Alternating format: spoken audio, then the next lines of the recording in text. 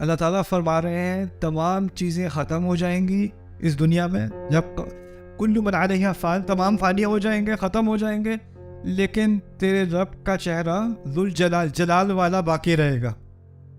جلال کرنے والے، کوئی تعریف کرنے والے ہو نہ ہو، وہ باقی رہے گا. یہ ہے الحمدللہ. اچھا، حکم بھی ہو سکتا تھا احمد اللہ، اللہ کی حمد کرو. باقی آگے سورۃ البقرہ میں آئے گا یا ایھا الناس اعبدوا ربکم، انسانیت اپنے رب کی عبادت کرو.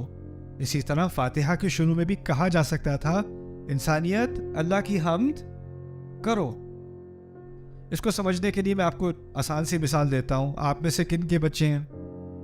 اوکے، جن کے بچے ہیں، آپ نے اپنے بیٹے سے کہا بیٹا پانی لا دو، حکم دیا نا پانی لا دو. اب اس کے پاس اب دو اختیار ہیں، یا تو وہ لائے گا یا تو وہ لائے گا.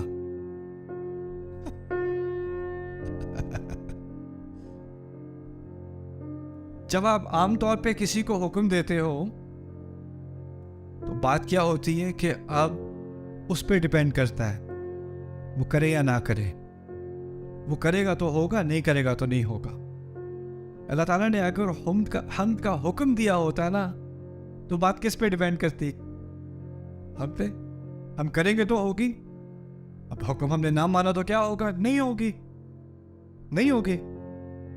تو عبادت تو نہیں ہوگی اگر ہم اب نہیں بنیں گے. اعبدو، لیکن ہم کرو نہ کرو ہوگی. اس کا تو اب میرے اوپر ڈیپینڈ نہیں کرتی وہ چیز. تو اسی لیے احمدو اور حمدن للہ بھی اس درجے کے نہیں ہے جس درجے کے الحمدللہ ہے. اچھا، اب الحمد سے آگے تھوڑا آگے بڑھتے ہیں. اللہ تعالیٰ کے بہت سارے نام ہیں، ان میں سے کوئی نام بتائیں مجھے جو آپ کو بتاؤ. الرحمن، اچھا، اور الملک، القدوس. اگر میں کہوں الحمد للرحمن غلط ہے، الحمد للملک غلط ہے، الحمد للخالق، الحمد للرحیم، الحمد للحکیم، الحمد للہادی، الحمد للمتکبر، الحمد للجبار، الحمد للوہاب. سب صحیح ہے نا؟ کیونکہ یہ تمام کس کے نام ہیں؟ اللہ تعالیٰ ہی کے نام ہیں. لیکن ان تمام ناموں میں سے اللہ تعالیٰ نے ایک نام کا اختیار کیا ہم کے ساتھ. الحمد للرحمن نہیں کہا. یہاں تک کہ اب اللہ کا لفظ نکال بھی دو نا تو عربی کے اعتبار سے بات پھر بھی سمجھ میں آ جائے گی. الحمد لرب العالمین الرحمن الرحیم مالک یوم الدین. اللہ کا لفظ میں نے نکال دیا، بات پھر بھی سمجھ میں آ رہی ہے. تو اللہ کے نام کا لفظ یہاں پر اس کا کیا فائدہ ہے، یہ سمجھنے کی کوشش کریں. پہلی بات، جب کسی سے آپ کا تعارف ہوتا ہے نا، پہلی بات کیا ہوتی ہے؟ نام. بعد میں آپ کے بارے میں تفاصیل. پہلی چیز اللہ تعالیٰ نے اپنے نام کا ذکر کیا کیونکہ فاتحہ قرآن میں فاتحہ اللہ تعالیٰ سے خود تعارف ہے. اللہ تعالیٰ اپنا تعارف کرا رہے ہیں، اور تعارف میں کس چیز کی زیادہ اہمیت ہوتی ہے؟ نام کی. دیکھیں، اگر خالی رب کہا ہوتا تو ایک کنفیوژن ہو جاتی. اس کنفیوژن کا ذکر بھی قرآن میں ہے. آپ کو پتہ ہے موسیٰ علیہ السلام کے قصے میں جو جادوگر تھے، جب انہوں نے اپنی لاٹھیوں کو، اپنی رسیوں کو کھائے جاتے دیکھا تو کیا کیا انہوں نے؟ کیا کیا تھا؟ سب کو پتہ ہے، سجدہ کیا تھا نا. اچھا، وہ جب انہوں نے سجدہ کیا تو فرعون ذرا کنفیوز، یہ کیا ہو رہا ہے؟ اس کو سمجھ نہیں آئی بات یہ ہو کیا رہا ہے. وہ سمجھا شاید یہ راؤنڈ 2 کے لیے تیاری کر رہے ہیں، یا اب کھڑے ہو کے دوبارہ مقابلہ کریں گے. اب وہ کھڑے ہوئے تو انہوں نے کہا آمنا برب العالمین، ہم رب العالمین پر ایمان لے آئے. کیا الفاظ استعمال کیے انہوں نے؟ اچھا، کیا لفظ استعمال نہیں کیا انہوں نے نہیں کہا ہم اللہ پر ایمان لے آئے. کیا کہا؟ ہم رب العالمین پر ایمان لے آئے. اب فرعون پھر بھی کنفیوز. ہاں مجھے پتا ہے مجھ پر ایمان لائے ہو، پھر بھی، کیونکہ جب اس نے رب العالمین سنا تو وہ کس کے بارے میں سوچ رہا تھا؟ اس نے تو رب کا لفظ کس کے لیے استعمال ہوتے دیکھا ہے؟ اپنے لیے. تو اس نے جب ان کی بات سنی کھڑے ہو کے وہ اسلام کا دعویٰ کر رہے ہیں، کہہ رہے ہیں آمنا برب العالمین، وہ سمجھ رہا ہے اس کی بات ہو رہی ہے، تو ان کو کلیریفائی کرنا پڑا، بعد میں بات مزید واضح کرنی پڑی اگلی آیت میں، ربی موسیٰ و ہارون، موسیٰ اور ہارون کا رب گدھے، گدھے کا ترجمہ میں نے اضافہ کیا ہے، لیکن بات یہی ہو رہی ہے۔ جب اس نے رب العالمین سنا تو اس کو کنفیوژن، کیونکہ نام نہیں تھا، نام نہیں، فاتحہ میں تعارف ہے تو نام ضروری ہے۔ ایک اور بات اس کے بارے میں سمجھنا، یہ بھی بڑی بڑی اہم بات ہے۔ اگر میں کہوں یہ بہت اچھا ٹیچر ہے، میں کس چیز کی تعریف کر رہا ہوں؟ اس کی ڈرائیونگ کی، اس کی کوکنگ کی، اس کے کھانے پکانے کی، اس کے گھر صاف کرنے کی، کس چیز کی تعریف کر رہا ہوں؟ اس کے پڑھانے کی۔ اگر میں کوئی یہ بہت اچھی ماں ہے، میں کس چیز کی تعریف کر رہا ہوں؟ اس کی شاپنگ کی، اس کی بچوں کی تربیت کی تعریف کر رہا ہوں نا۔ اگر میں اللہ تعالیٰ کی تعریف کروں خالق کے نام سے، الحمد للخالق، میں نے کس چیز کی تعریف کی ہے؟ کیا عظیم مخلوق ہے اس کی، کیا بناتا ہے۔ اگر میں کہوں الحمد للہادی، کیا زبردست ہدایت دیتا ہے۔ الحمد للحکیم، اس کی حکمت کی تعریف کر رہا ہوں۔ الحمد للعلیم، اس کے علم کی تعریف کر رہا ہوں۔ الحمد للوہاب، اس کے تحفے دینے کی تعریف کر رہا ہوں۔ الحمد للرازق، اس کے رزق کی تعریف کر رہا ہوں، رزق دینے کی تعریف کر رہا ہوں۔ کوئی ایسا لفظ ہونا چاہیے جس میں ان تمام باتوں کی تعریف ہو جائے جو میرے ذہن میں ہیں، اور وہ تمام باتیں جو میرے ذہن میں نہیں بھی ہیں، ان سب کو ملا کے ایک لفظ میں وہ ساری تعریفیں جمع ہو جائیں۔ ایک ہی آپشن رہ جاتی ہے آپ کے پاس، وہ کیا ہے؟ الحمدللہ، الحمدللہ۔ اندازہ کرو، ایک چھوٹی سی ایکسپریشن ہے، ایک چھوٹے سے الفاظ ہے الحمدللہ، اور آپ اس کو کسی بھی اور طرح کہنے کی کوشش کرو، کچھ نہ کچھ رہ جائے گا، کچھ نہ کچھ کمی آ جائے گی۔ اور یہ بات یہاں سے ہم شروع کر رہے ہیں انشاءاللہ اپنا سفر فاتحہ کے اندر۔ اچھا، اس سیشن میں آپ کو میں رب العالمین کے بارے میں بھی کچھ باتیں بتاؤں گا۔ میں نے ابھی ہم نے بات کی تھی اللہ تعالیٰ کے بہت سارے نام ہیں، اور اس صورت میں اور نام بھی آنے والے ہیں۔ الرحمن الرحیم، للہ کے بعد رب العالمین پہلا نام ہے، اس کے بعد الرحمن، اس کے بعد الرحیم، اس کے بعد مالک یوم الدین، اور قرآن میں اور جگہ الغفور، الشکور، الحلیم، العلیم، الحکیم، کتنے نام ہیں اللہ تعالیٰ کے۔ اور ان تمام ناموں میں سے اللہ تعالیٰ نے فیصلہ کیا کہ اپنے نام کے بعد فاتحہ میں پہلی اپنی تعریف، پہلی چیز جو ہمیں اللہ کے بارے میں جاننی چاہیے حمد کے بعد، وہ کیا ہے؟ رب، رب، ہر چیز سے پہلے رب۔ یہ کیوں ہے؟ اس کو سمجھنے کے لیے آپ اس طرح سمجھیں کہ کچھ نام اللہ کے ایسے ہیں جن سے رشتہ بنتا ہے، اور کچھ نام ایسے ہیں جن سے رشتہ نہیں بنتا۔ ٹھیک ہے، کچھ رشتے والے نام ہیں اور کچھ بغیر تعلق، بغیر رشتے والے نام ہیں۔ میں بات سمجھاتا ہوں۔ اگر میں کہوں استاد، استاد کے لفظ سے کسی سے رشتہ بنتا ہے؟ کس سے؟ شاگرد سے۔ اگر میں کہوں ماں، بچہ۔ اگر میں کہوں مالک، جو غلام ہے، مالک اور غلام کا رشتہ بنتا ہے۔ امپلائر کے لیے کیا لفظ استعمال کرتے ہیں اردو میں؟ مجھے نہیں پتا۔ ہاں، آجر، آجر کے ساتھ ملازم کا رشتہ۔ کچھ الفاظ ہیں جس سے رشتہ بنتا ہے۔ اگر میں کہوں حکمت والا، کوئی رشتہ نہیں بنتا۔ صبر والا، کوئی رشتہ نہیں بنتا۔ کچھ ناموں کے ساتھ رشتہ بنتا ہے اور کچھ ناموں کے ساتھ رشتہ نہیں بنتا۔ اب جن ناموں کے ساتھ رشتہ بنتا ہے وہ بھی بہت سارے ہیں۔ اللہ تعالیٰ کے خالق، خالق کا کس سے تعلق ہو گیا؟ مخلوق سے، مخلوق سے۔ رحم کرنے والا، مرحوم سے، جس پر رحم کیا گیا، ٹھیک ہے نا۔ منتقم، بدلہ لینے والا، جس سے بدلہ لیا گیا، ٹھیک ہے نا۔ لیکن یہاں پر ان تمام رشتے والے ناموں میں سے ایک نام کا اختیار کیا گیا ہے، وہ اس لیے کہ باقی تمام رشتے اس طرح سمجھ لیں کہ وہ دوسرے درجے میں ہیں. باقی تمام رشتے سیکنڈ ہیں. پہلا بنیادی رشتہ جو میرا اللہ تعالیٰ کے ساتھ ہے نا، وہ کیا ہے؟ اس رشتے میں اللہ تعالیٰ کا کیا رول ہے؟ رب. کیونکہ لفظ اللہ میں رشتہ نہیں ہے. لفظ اللہ میں اللہ تعالیٰ کے تمام اوصاف اکٹھے ہو گئے. ابھی رشتہ قائم نہیں ہوا، ابھی اللہ تعالیٰ سے کچھ تعارف ہوا ہے، لیکن اب رشتے کی بات ہو رہی ہے. میرا اس سے تعلق کیا ہے؟ وہ تعلق پیدا ہوگا کس لفظ سے؟ رب سے. رب سے. اس سے یہ بات ہمیں بھی سمجھ آ گئی کہ اصل بنیادی تعلق میرا اللہ تعالیٰ سے، اگر وہ رب ہے تو میں کیا بنا؟ عبد، غلام. آپ غلام کو کہتے ہیں اصل میں. یہ بنیادی رشتہ ہے میرا اللہ تعالیٰ سے. باقی تمام رشتے، وہ رحم کرنے والا ہے، میں رحم لینے والا ہوں. وہ رزق دینے والا ہے، میں رزق لینے والا ہوں. وہ مغفرت کرنے والا ہے، میں مغفرت لینے والا ہوں. یہ سارے رشتے دوسرے درجے میں ہیں، اور یہ سارے رشتے ہو ہی نہیں سکتے جب تک کہ بنیادی رشتہ نہ ہو. دیکھیں، آپ کا ایک رشتہ ہے اپنے کیا امپلائر کے ساتھ، آجر کے ساتھ. اس میں آپ اس کے ساتھ جاب کر رہے ہو، لیکن اس رشتے میں کچھ دوستی بھی ہے، کچھ کبھی کبھی گپ شپ بھی ہے، کچھ اور چیزیں بھی ہیں.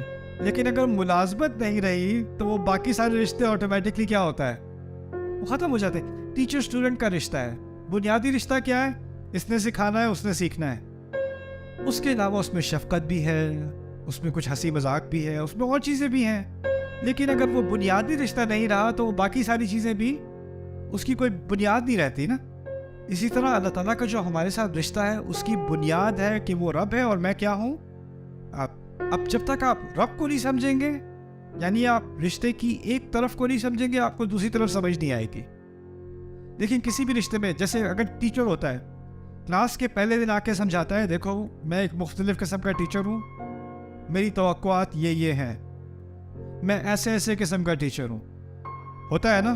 اور آپ کی زندگی میں آپ کو مختلف قسم کے عذاب ٹیچر ملے ہوں گے، اور ہر ٹیچر کی الگ پرسنالٹی ہوتی ہے کہ نہیں؟ وہ آپ کو سمجھاتا ہے کہ اس کی توقعات کیا ہیں، اس کی کلاس کیسے ہوگی، اس میں کیسا بیہیو کرنا ہے، کیا اس کی ایکسپیکٹیشنز ہیں. ایک ہی سیمسٹر میں، پہلے سیمسٹر میں کالج میں میرے 2 پروفیسر تھے، بالکل ایک دوسرے سے بالکل متضاد. ایک پہلے دن آ کے کہتا ہے تم سب کو میں نے اے دینا ہے. پہلی بات اس نے کی، تم سب کو میں نے اے دینا ہے، تم فکر ہی نہ کرو، بس تھوڑے سے کام، بہت ہی آسان کام تمہیں کرنے ہوں گے اور اے تمہارا ہے. شروع سے انکریج. اگلی کلاس میں گیا، شروع میں آ کے کہتا ہے تم میں سے اکثریت فیل ہوگی. شروع سے ہی جس نے ابھی سے اپنے آپ کو بچانا ہے، وہ ابھی دروازہ ہے، اس کو ریفنڈ کلاس کا مل سکتا ہے، وہ بھی جا سکتا ہے. لیکن تم سے اکثریت میں بتا رہا ہوں تم لوگ فیل ہو گئے. شروع سے اس نے کہہ دیا. اب رب کے بارے میں، رب کا ترجمہ کسی کو پتا ہے؟ مسئلہ یہ ہے کہ اگر اردو میں رب کا ترجمہ مالک برا نہیں ہے، لیکن ایک آیت چھوڑ کے مالک کا لفظ دوبارہ بھی تو آنے والا ہے نا، مالک یوم الدین. تو عربی میں تو رب اور مالک میں فرق ہو گیا کہ نہیں؟ تو اب اس فرق کو تو سمجھنا ضروری ہو گیا ہمارے لیے، ہے نا؟ تو آپ رب کو اچھی طرح سمجھ لیں. رب کے لیے 5 معنی ذہن میں رکھنے پڑیں گے، یا آپ کو ذہن میں یاد کرنے پڑیں گے. بعد میں ٹیسٹ کروں گا آپ سے. رب کا پہلا معنی ہے مالک. مالک. دوسرا معنی ہے، عربی میں بتا رہا ہوں، اردو میں ترجمہ بعد میں کریں گے. عربی لفظ سیکھ لیں تھوڑے سے. پہلا لفظ کیا ہے؟ مالک. دوسرا لفظ ہے سید. سید، یہ اردو والا سید نہیں ہے، سید صاحب. سید عربی میں کہتے ہیں سردار کو. سردار کو، جس کی اتھارٹی ہوتی ہے نا. پولیس والا جب آپ کو روکتا ہے نا، تو اس وقت وہ سید ہوتا ہے. جب کورٹ میں آپ ہوتے ہیں اور جج بیٹھا ہوتا ہے نا، تو اس وقت جج کیا ہوتا ہے؟ سید ہوتا ہے. حکمران بھی ایک طرح کا سید ہوتا ہے. قبیلے کا جو بڑا ہوتا ہے وہ بھی سید ہوتا ہے. گھر کا بڑا بھی سید ہوتا ہے. تو سید اس کو کہتے ہیں جس کی کوئی نہ کوئی سربراہی ہو، اس کی اتھارٹی ہو. ٹھیک ہے نا؟ پہلا معنی کیا تھا؟ مالک. دوسرا کیا تھا؟ سید. اور سید کے معنی سربراہ، سربراہ یا سرکار. اوکے. تیسرا معنی ہے منعم. منعم. منعم. انعام دینے والا, تحفے دینے والا, اس طرح سمجھتے ہیں, تحفے دینے والا. یہ بہت اہم لفظ ہے کیونکہ اس سے بات واضح ہوتی ہے کہ رب آپ کو وہ نہیں دیتا جس کے آپ مستحق ہوتے ہو. مستحق ہوگے تو اجرت دے گا. اجرت دی جاتی ہے ملازم کو, کیونکہ ملازم اپنے آجر کو, اپنے امپلائر کو ٹائم دیتا ہے, محنت دیتا ہے, اور اس کے جواب میں, اس کے عوض میں اس کو اجرت دی جاتی ہے. لیکن رب آپ کا مالک ہے. کیونکہ وہ مالک ہے, آپ کا کوئی حق ہے ہی نہیں. وہ آپ کا پورا سربراہ ہے, سید ہے, آپ کے کوئی رائٹس ہیں ہی نہیں. تو جب وہ کچھ دے گا تو وہ سیلری نہیں دے گا, پیمنٹ نہیں دے گا, اجرت نہیں دے گا, کیا دے گا؟ انعام دے گا. سو وہ منعم بن گیا, تحفے دینے والا. جو کچھ دے گا وہ تحفہ ہوگا. نہیں دے گا تو میں کمپلین نہیں کر سکتا. دیکھیں, آپ کا امپلائر آپ کو نہیں دے گا نا آپ کا پے چیک, تو آپ کمپلین کر سکتے ہو کیونکہ آپ کی ایک ارینجمنٹ ہے. لیکن رب جب دے گا تو شکر, نہیں دے گا تو میں پوچھنے والا کون ہوں؟ میرا تو ہے ہی نہیں وہ منعم. کتنے ہو گئے؟ 3 ہو گئے. اچھا, چوتھا المربی.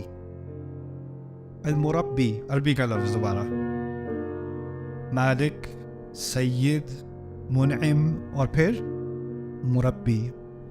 مربی کہتے ہیں عربی میں جو پودے کو اگاتا ہے نا, اسے مربی کہا جاتا ہے. اوکے, جو باغبان ہوتا ہے نا اسے بھی مربی کہتے ہیں. کسان کو بھی مربی کہتے ہیں. کیوں؟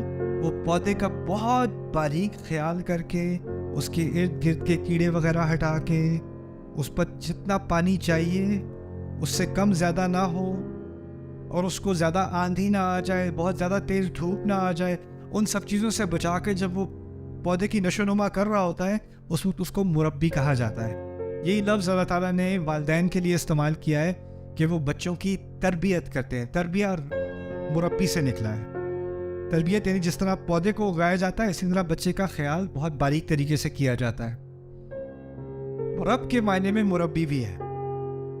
مربی جو بہت خیال کے ساتھ ہماری نشو نما کرتا ہے, ہماری تربیت کرتا ہے. تربیت کا لفظ صرف اخلاق کے لیے نہیں, ہمارے ہاں تو اخلاق کے لیے استعمال ہوتا ہے. اس کی تربیت اچھی ہے, اس کی تربیت خراب ہے. تربیت کا لفظ اصل میں عربی میں گروتھ کے لیے ہوتا ہے. کسی چیز کو اگا رہے ہوں گے نا آپ بڑے ہو رہے ہیں, آپ کی قوت میں اضافہ ہو رہا ہے, آپ کی عقل میں اضافہ ہو رہا ہے, آپ کی صلاحیت میں اضافہ ہو رہا ہے, وہ سب تربیت کہا جاتا ہے اس کو. اب کتنے نام ہو گئے؟ 4. اب آخری نام قیم. القیم. القیم آسان لفظ ہے, قائم رکھنے والا. ابھی یہ نئی بلڈنگ بنی ہے, ٹھیک ہے. بلڈنگز کے ساتھ کیا ہوتا ہے کہ کچھ عرصہ گزر جاتا ہے تو اس کو آپ کو مینٹین کرنا پڑتا ہے. چھت کا خیال کرنا پڑتا ہے, فاؤنڈیشن چیک کرنی پڑتی ہے, سیلن وغیرہ لگ جائے دیکھنا پڑتا ہے, مینٹیننس ہوتی ہے. ہمارے جسم کے اندر بہت سارے سسٹمز چل رہے ہیں, ان سب کی بھی کیا کرنی پڑتی ہے؟ مینٹیننس کرنی پڑتی ہے. لیکن ہماری مینٹیننس کیا ہے کہ کھانا بہتر کھاؤ, اپنی نیند کا صحیح طرح سے اہتمام کرو, گیٹ انف سلیپ, رائٹ, اور تھوڑی ایکسرسائز کر لیا کرو. یہ فزیکل مینٹیننس ہے ہماری. لیکن اللہ تعالیٰ جب قیم ہے نا, وہ اس طرح قیم ہے کہ میرے دل کی ایک دھڑکن سے اگلی دھڑکن تک اس کو اجازت دینی پڑتی ہے میں چلوں, اور پھر چلوں, اور پھر میں چلوں, اور جو خون میری رگوں میں چل رہا ہے اس کو اجازت دینی, اور اس کو مینٹین کون کر رہا ہے؟ ایک ایک لمحہ, ایک ایک سیل, وہ اللہ تعالیٰ ہے قیم. وہ اگر ایک دفعہ بھی دھیان دینا چھوڑ دے تو میرا وجود ہی نہ رہے. دیکھیں, ایک فلسفہ ہے, خدا کے بارے میں کئی فلسفے ہیں, اس میں سے ایک فلسفہ یہ ہے کہ اس خدا نے کائنات بنائی اور اس کو چھوڑ دیا, اب وہ آٹو پائلٹ پہ چل رہی ہے, خود ہی سے چل رہی ہے. لیکن ہمارا فلسفہ ہے کہ ہمارا اللہ ہمارا رب ہے, اور رب سے مراد یہ ہے کہ کچھ بھی خود سے نہیں چل رہا, کچھ بھی خود سے نہیں چل رہا, ہر چیز کو مینٹین کیا جا رہا ہے, اس کو قائم رکھا جا رہا ہے ہر لمحے. وما تسقط من ورقۃ, ایک پتا نہیں گرتا, ایک پتا اپنی جگہ سے نہیں ہلتا. हवा का हल्का सा झोंका नहीं लगता, एक एक सेल मेरे जिस्म का वो तमाम मेंटेन किए हुए हैं। यह है अल-क़य्यूम। ये सिर्फ लफ्ज़ था क्या? रब। अब इससे मेरा और अल्लाह का क्या ताल्लुक बना, अब इसको समझ लें। अब आपका रिव्यू होगा। पहली चीज़ क्या थी? ओके, हम भी कुछ चीज़ों के मालिक होते हैं कि नहीं? होते हैं ना। अच्छा, अगर आप किसी चीज़ के मालिक हो तो क्या ये लाजमी है कि आपकी पूरी अथॉरिटी है उसके ऊपर, आप उसके सरदार भी हो? जैसे फ़र्ज़ करें आप गाड़ी के मालिक हैं, क्या ये मुमकिन है कि आप जैसे चाहें गाड़ी चलाएं? ऐसा तो नहीं है। क्या ये मुमकिन है कि आप गाड़ी के साथ जो चाहे करें, कोई भी आपस में कोई आगे से इंटरवीन नहीं करेगा ना? आप में से कुछ होम ओनर है, आपने घर लिया हुआ है, क्या ये मुमकिन है कि आप घर में जो तब्दीली लाना चाहें लाएं? या हुकूमत पीछे से आ जाती है या सोसाइटी आ जाती है, कहते हैं ये नहीं आप कर सकते, ये कलर आप नहीं यूज़ कर सकते, ये आप बाहर ऐसे नहीं कर सकते। कुछ रिस्ट्रिक्शन होती है कि नहीं? आप ओन करते भी हो लेकिन फिर भी आपके कोई रिस्ट्रिक्शन होती है, नहीं? तो आप मालिक तो हो, सैयद नहीं हो। होता है कि नहीं? और कभी कोई सैयद होता है लेकिन मालिक नहीं होता, वो तो वाज़ेह है। तीसरा नाम क्या था मालिक और सैयद के अलावा? अच्छा, क्या ये मुमकिन है कि आप किसी चीज़ को ओन करते हो, आपकी प्रॉपर्टी है, लेकिन आप उसका ख्याल नहीं करते? कभी होता है? किसी का बाग है, उसने छोड़ा हुआ है, किसी की गाड़ी है, उसका ख्याल नहीं कर रहा, किसी की साइकिल है, बाहर बारिश में जंग लग रहा है उसे। होता है कि नहीं? यानी आप ओन तो करते हो लेकिन आप उसको कायम नहीं रख रहे, या आप ओन तो करते हो लेकिन आपने उसकी तरबियत का कोई एहतमाम नहीं किया, उसको मेंटेन नहीं किया, उसको डेवलप नहीं किया। होता है कि नहीं? अल्लाह ताला सिर्फ ऐसा रब नहीं है जो ओन करता है, यानी उसकी मिल्कियत तो है लेकिन फिर उसने छोड़ दिया। मालिक होने के बाद मुरब्बी, सैयद, मुनाइम, क़य्यिम, और ये सारी चीज़ें मिलाकर क्या लफ्ज़ बना? रब। भारी लफ्ज़ है, भारी लफ्ज़ है। लेकिन इसकी बुनियाद इस तरह समझ लें कि एक अरबी में जब किसी लफ्ज़ के कई मायने होते हैं ना, तो एक होता है बुनियादी मायना और फिर बाकी उसके दूसरे दर्जे में मायने होते हैं। तो बुनियादी मायना फिर भी मालिक का है, और उसके साथ ये जो बाकी चार है ना, उसके साथ लगे हुए हैं, लेकिन इससे बुनियादी मायने में फ़र्क नहीं आता। बुनियादी मायना फिर भी क्या है? मालिक का। ये आखिरी बात होगी इस सेशन के लिए। इसको भी समझ लें अच्छी तरह कि इसकी क्या अहमियत है। असल में इसकी जो इजाफत है ना, एक्चुअली ये बात मैं मालिक यौमुद्दीन में फिर सही से समझाऊंगा। अभी अल-आलमीन समझ लें, क्योंकि ये नहीं कहा अल्हम्दुलिल्लाह रब्बी अस्समावाति वल अर्द। और जगह देखा है अस्समावात वल अर्द? कभी सुना है? क्या है अस्समावात वल अर्द? आसमान ज़मीन का रब। कितनी दफ़ा सुनते आए हैं हम, लेकिन फातिहा में नहीं है। फातिहा में है रब्बिल आलमीन, और अल-आलमीन का तर्जुमा आमतौर पे क्या किया जाता है? तमाम जहानों का रब। सुना होगा आपने, है ना? तमाम जहानों का मालिक। एक तो मालिक से हमें हटना पड़ेगा क्योंकि मालिक बाद में आ रहा है, तो रब पे रखते हैं बात, और रब के ये 5 मायने अपने जहन में रखते हैं। लेकिन आलमीन को समझ लें। अगर लफ्ज़ इस्तेमाल होता अल-अवालिम, अल-अवालिम, अरबी में जो वाहिद लफ्ज़ है वो है आलम। आलम उर्दू में भी हम आलम कहते हैं, उसकी जमा है अवालिम। अगर अवालिम का लफ्ज़ इस्तेमाल होता तो हम कहते तमाम जहानों का रब, कोई मसला नहीं। अवालिम का लफ्ज़ इस्तेमाल नहीं हुआ, अल्हम्दुलिल्लाहि रब्बिल अवालिम, नहीं, अल्हम्दुलिल्लाहि रब्बिल आलमीन। इसको कहते हैं जमा मुज़क्कर सालिम अरबी में। उसकी आपको लिखने की ज़रूरत नहीं है। बात समझें। बात यह है कि यहाँ कहा जा रहा है कि एक तो है, जब आप जहानों के बारे में सोचते हो तो आप सोचते हो कि कितने सितारे हैं, कितनी गैलेक्सीज हैं, कायनात कितनी बड़ी है, उसके बारे में बात नहीं हो रही। जब उसके बारे में बात होती है कुरान में तो कहा जाता है अस्समावाति वल अर्द। ये नहीं कहा जा रहा यहाँ पे। आलमीन का लफ्ज़ इस्तेमाल होता है दुनिया, लोगों के जहानों की बात हो रही है, लोगों की दुनिया है। जैसे पाकिस्तान आया हूँ, अपने पेरेंट्स को कॉल की पहली दफ़ा जब मैं आया था कुछ महीने पहले, 29 साल बाद, तो मैंने अपने पेरेंट्स को कॉल करके कहा ये तो और ही दुनिया है, ये कोई और ही आलम है। तुम में से कोई ऑस्ट्रेलिया जाए, कोई और ही क्या है, عالم ہے. میں نیو یارک میں کالج گیا تھا, پہلی دفعہ کیلیفورنیا گیا, وہ کوئی اور ہی عالم تھا نیو یارک سے ہٹ کے. ہر سوسائٹی ایک الگ قسم کا کیا ہوتا ہے, عالم ہوتا ہے.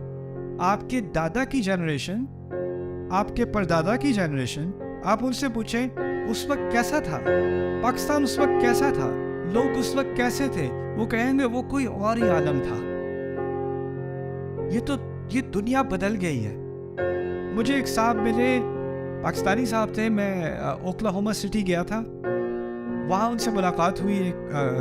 میں نے کوئی حلال ریسٹورینٹ ڈھونڈا تو گروسری ریسٹورینٹ نہیں ملا, ایک گروسری اسٹور ملا حلال. میں نے کہا چلو وہاں سے کچھ دیکھتے ہیں. میں ملا, ایک پاکستانی صاحب تھے, وہاں 55 سال سے رہ رہے ہیں, 55 سال سے. تو میں نے کہا جب آپ آئے تھے تو یہ کیسا تھا؟ کہتے ہیں ایک اور ہی دنیا تھی. رائٹ. تو عالمین میں کیا کیا چیزیں شامل ہو گئی, مختلف سوسائٹیز, مختلف کلچرز, مختلف جنریشنز, مختلف پشتیں. 1000 سال پہلے دنیا کوئی اور چیز تھی, 3000 سال پہلے کوئی اور عالم تھا, 20,000 سال پہلے کوئی اور عالم تھا, آج سے 100 سال بعد کوئی اور عالم ہوگا. اور ان تمام عالموں کا رب کون ہے؟ اللہ. بڑی پیاری بات ہے یہ. وہ کیوں؟ کیونکہ وہ صرف مسلمانوں کا رب نہیں ہے, عربوں کا رب نہیں ہے, پاکستانیوں کا رب نہیں ہے, وہ ہندوؤں کا بھی رب ہے, وہ ایتھیسٹ کا بھی رب ہے, وہ امریکنز کا بھی رب ہے, وہ آسٹریلینز کا بھی رب ہے. اور ان سب کے ساتھ اس کا رشتہ کیا ہے؟ 5 چیزیں. ان کا مالک بھی ہے, ان کو تحفے بھی دیتا ہے, ان کا اقتدار بھی ان سب پر اقتدار بھی رکھتا ہے, ان سب کو قائم بھی کیے ہوئے. یہ ساری چیزیں جو میں نے بتائی تھی نا, اب آپ کا نظریہ بدل جاتا ہے ساری سوسائٹیز کے بارے میں دنیا کی. آپ یہ نہیں دیکھتے یہ والی سوسائٹی اس پر لعنت ہے, یہ والی سوسائٹی جہنمی ہے, یہ والی سوسائٹی نا رب العالمین. اور اگر مجھے اپنے رب کی نشانیاں دیکھنی ہے, اپنے رب کی عظمت دیکھنی ہے, تو اللہ تعالیٰ جس طرح کہتے ہیں نا, پہاڑ کو دیکھو, دریا کو دیکھو, اونٹ کو دیکھو. اب رب العالمین کہا تو کس چیز کو دیکھو؟ مختلف سوسائٹیز کو دیکھو, تاریخ کو دیکھو, دنیا کیسی تھی, کیسی کیسی سوسائٹیز اللہ نے بنائی, کیسے کیسے علوم میں, کیسے فنون میں انہوں نے مہارت حاصل کی, کس قوم کو کس چیز میں مہارت دی, کیا کیا کارنامے انہوں نے کیے. ان تمام کا ذمہ کس نے لیے ہوئے تھا؟ اللہ تعالیٰ نے, رب العالمین. اور اس ایک تعبیر کے اندر اللہ نے پوری دنیا کھول دی میرے سامنے, پوری دنیا. اور اس کی رحمت کا دائرہ اتنا بڑا ہو گیا کہ وہ تو تمام کا خیال رکھے ہوئے ہیں, تمام کو دیکھے ہوئے اپنے سامنے.